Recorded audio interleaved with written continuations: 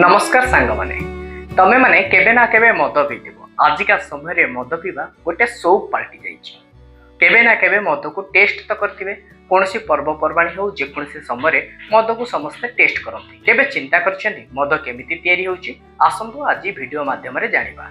मदरे थिमा मुख्य निशाकारी तत्वटी बा सामग्री हेला सुरासस बा इथाइल अल्कोहल। साधारणतः विविध शर्करा जातीय पदार्थर फर्मेटेशन प्रक्रिया माध्यम रे यह प्रस्तुत करा जाय।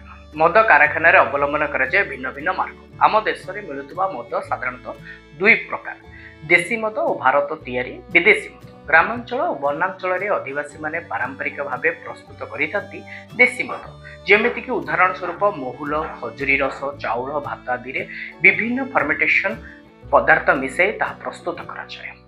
भारत में तैयारी विदेशी मद प्रस्तुत कर गहम, चाउल, आखुरस, अंगूर आदि फल, काजू बादाम भरी शर्करा और स्टार्च जातीय पदार्थ यही मंड को फर्मेटेशन करागला परे तहिरे सुरासस इथाइल अल्कोहल घनित वृद्धि पाए ताहाकु पाचन प्रणाली रे विशुद्ध करा जाय। ताहार निशाकारी गुण परिवर्तित हुए। उदाहरण स्वरूप बियर रे सुरासस 2.5 रु 8% थिला बेले हुस्की, ब्रांडी, रम आदि रे 40 रु 48% अल्कोहल रही है।